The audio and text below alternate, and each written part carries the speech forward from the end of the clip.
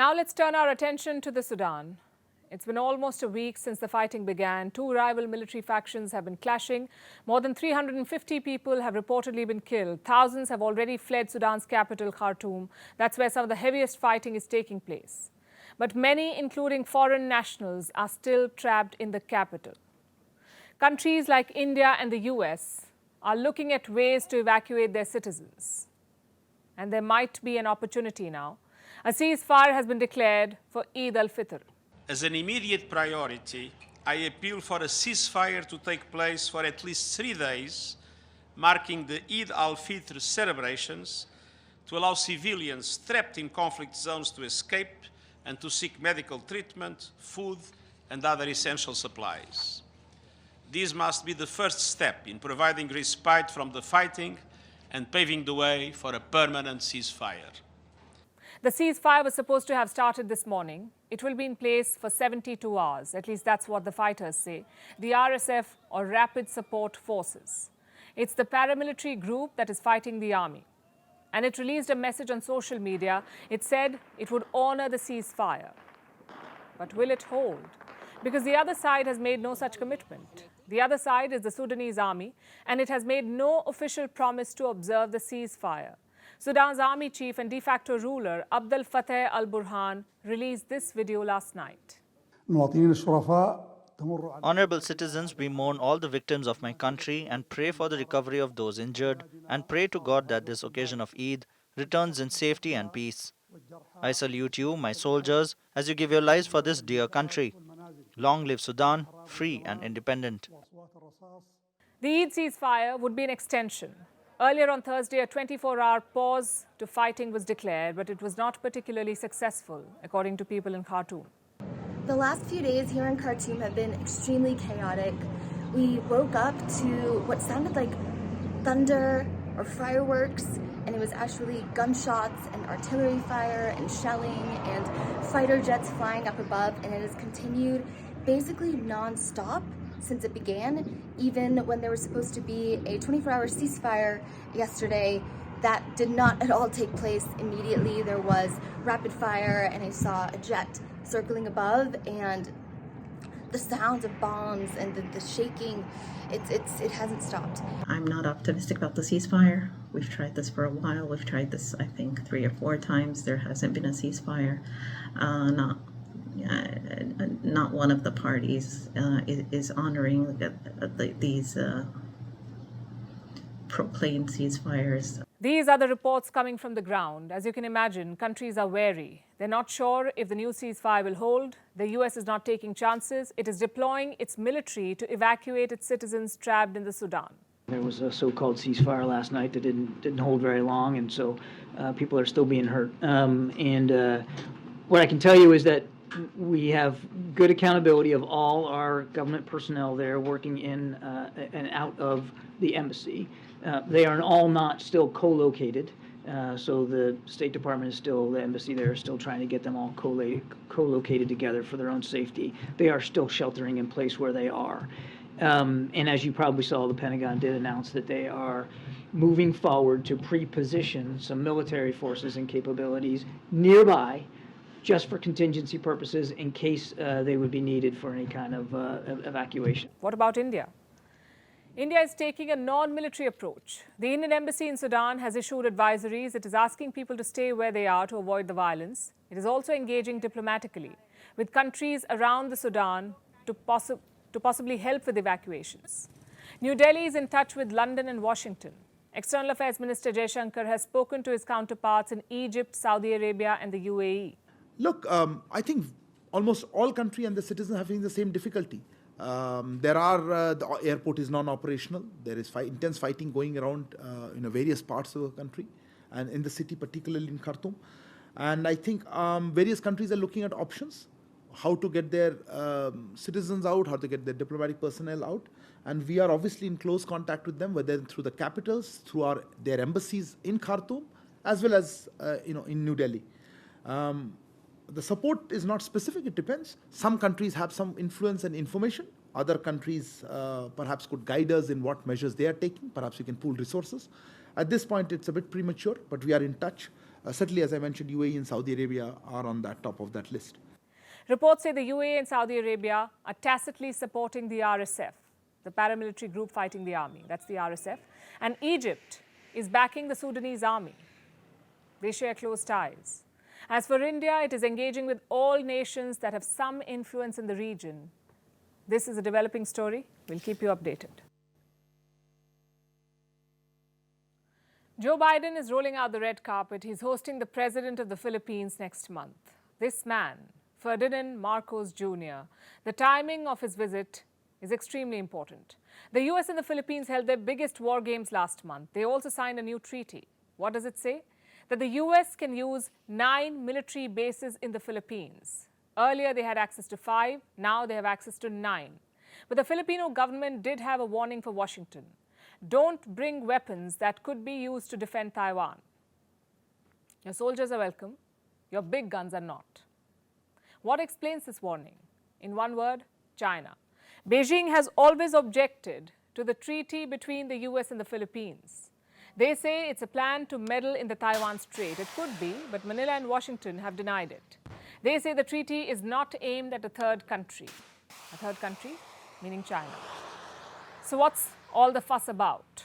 To understand that, let's first look at the Philippines' location. It's about 1,000 kilometers from Taiwan. It's also a key part of the first island chain. Quick side note. The island chain is a US policy aimed at boxing in China, to cut them off from the wider ocean. It's the biggest nightmare for military brains in Beijing. So that's why the Philippines is important. Now to the politics. Historically, they have been allies of the US. Manila, they've been allies of the US. In fact, it's a strange relationship. America started off as a colonial power in the Philippines. They bought the country from Spain. They bought it for $20 million. Despite that, relations never soured. A mutual defense treaty was signed in the year 1951. A base sharing agreement was signed in 2014, the same one that was expanded last month from 5 bases to 9. Today, the Philippines is a major non-NATO ally, America's longest treaty partner in Asia. But China came out of syllabus. There are 2 parts to China's relations with the Philippines. One is trade. China is the Philippines' largest trading partner. It has also invested some $3 billion in the country, and Manila needs that money. The second part of the relationship is the territorial fights. China claims most of the South China Sea. They also send PLA warships into disputed waters. Last year, Manila sent around 200 protests to Beijing on the same issue. 200. No luck. The intrusions continued. So how do you describe this relationship? Probably a bad marriage. Manila needs Beijing's trade and money. At the same time, it hates the territorial claims. Which brings us to President Marcos Jr. His foreign policy mission is friends to all. He visited China in January. He will now be visiting the US in May. The idea is to balance both the powers. But that's easier said than done.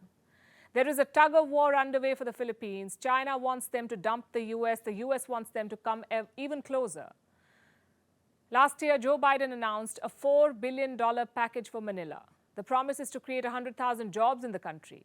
Ideally, this would be great news for President Marcos Jr. Just play the US and China against each other, get the best of both the worlds. But the problem is his country's location. China's territorial claims will not disappear, whatever he does. Neither will the tensions around Taiwan. So both Beijing and Washington need Manila's support for specific reasons. America to keep a watch on Taiwan. Who knows, maybe even mount a military attack from there or a defense from there. And China to break free from the island chain. So Marcos Jr.'s options are limited. Embracing either country is diplomatic suicide. Only the dangerous middle path remains. Our next story is from the UK. The government made an announcement this week. It is planning to stop the sale of machetes and so-called zombie knives. Zombie knives are technically novelty items, but they can also be dangerous. But why is the UK taking the step to ban such items? Because knife attacks are on the rise in the country. Between March 2021 and March 2022, there were about 45,000 attacks using knives or sharp instruments. 45,000 attacks in a year. 870 people were murdered in the UK during that period. Knives were the murder weapon in about 40% of those killings. They're a serious problem in the UK, and the government is now trying to curb their use. Our next report brings you the details. The UK government made an announcement this week. They're cracking down on large knives, like machetes and the so-called zombie knives. Zombie knives are large blades that are often used as props, usually as part of zombie slayer costumes, hence the name. But these props can be dangerous too. The government says they're being used by violent criminals in knife attacks. The move to ban machetes and zombie knives is part of a crackdown on knife crime. Knives have increasingly been used in violent crimes in the UK recently. They were used in 40% of UK murders that took place between March 2021 and March 2022. 282 people were killed by knives during this one-year period, the highest ever number of knife murders since records began in 1946.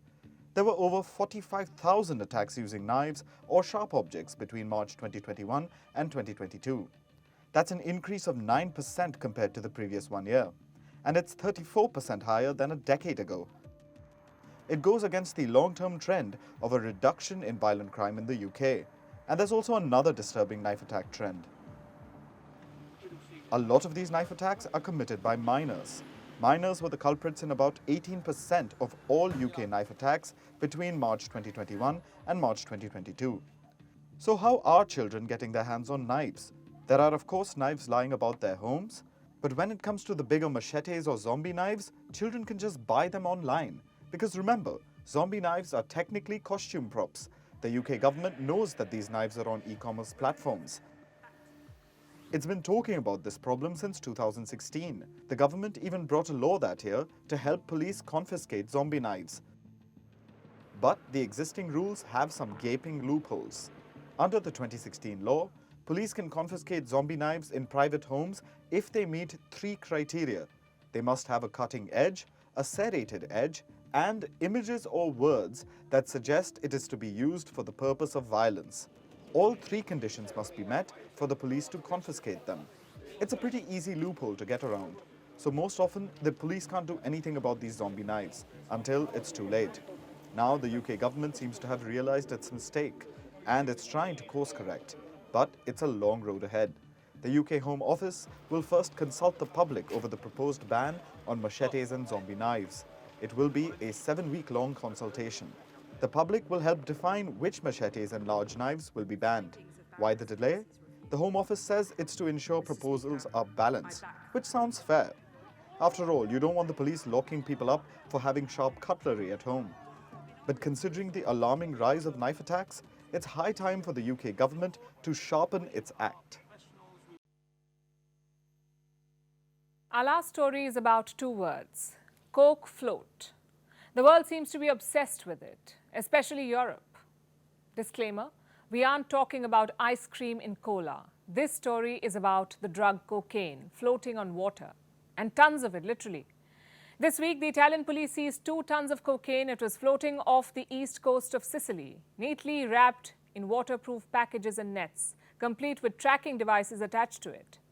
Its value was over $438 million, and for Italy, this was a record seizure. But sometimes, European drugs are not so easy to spot. They're way underneath the ocean, laying low under the radar, like narco submarines. Yes, these are underwater submarines carrying narcotics, mostly cocaine. They're cramped and claustrophobic, piloted by a few men who carry energy bars for food and plastic bags for toilet facilities, along with lots of cocaine. And with these drugs, they try their best to survive the high tide. But sometimes, they get caught on the criminal voyage, like in 2019. And they make headlines, but eventually the government relaxes until another is caught, like in 2021. And this shocks the government again because they thought catching one would pull the plug on the others. Unfortunately, that's not how this market works. It only makes these submarines smarter and better. Last month, 2 more submarines were discovered, one with 2 dead people inside it. That's the risk of running a drug cartel. You might die, but you also might earn billions of dollars. Speaking of which, do you know how much the European coke market is worth? $11.5 billion. Cocaine is Europe's second most commonly consumed illicit drug. Do you know what's the first? Take a wild green guess. It's cannabis. But coming back to the second ranking champ, it's as easy to get cocaine in Europe as it is to get a pizza, apparently. People are now buying on the dark web. With a few clicks, you buy what you want, you order drugs online, and you receive them at home or at a fake address. About 3.5 million Europeans consumed cocaine last year. 14 million have used it at least once in their lifetimes. And they have cheeky names for it. Gold dust, foo-foo, nose candy. Sounds almost laughable, only if it weren't for the haunting side effects. Because cocaine is highly addictive. It can cause depression, delusions, paranoia, and seizures. And remember, cocaine is being seized more than it is being produced. Yet, its global supply is at record levels, and Europe knows it. Their worst hit countries are Belgium, the Netherlands, Spain, and France. Today, the threat we are facing from organized crime to society is as big as the terrorist threat. We must fight it with the same energy, commitment, and determination. Authorities surely have experience in detecting drugs. They know how cargoes, private vessels, and human couriers work. But they're struggling with a new technology, like narco submarines. Experts say hundreds of them have been launched, or even underwater drones. Spanish police seized 3 of them last year, and high-tech labs with AI helping produce these drugs. What's more, cocaine even hitches a ride from South America. Ships carrying produce like fruits are also carrying narcotics. Brazil is an exporter of commodities. We export sugar, coffee, minerals, and with some frequency we have found cargo with cocaine in them. So the problem is complex, and it's growing rapidly after the pandemic slump. Europe has surely been trying to fight it, but it looks like things are heading in the wrong direction because cocaine continues to flood Europe, and it seems like this war on drugs needs a life jacket now. And there they go. It looks like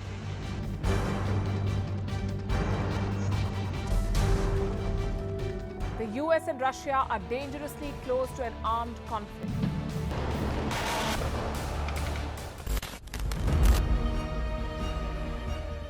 This year, 2023, New Delhi will be the capital of global diplomacy. For a country as diverse as ours, with 88% of the population illiterate, it was a very big deal to write a constitution, and that too, the world's largest. Meanwhile, if we may, here's a Republic Day gift from India for the BBC. A list of suggestions for the BBC for their upcoming documentaries. Number 1, the Kohinoor and the colonial loot. Number 2, an outdated monarchy and unhealthy obsession with the royals. Number 3, racism in 2023. We're waiting.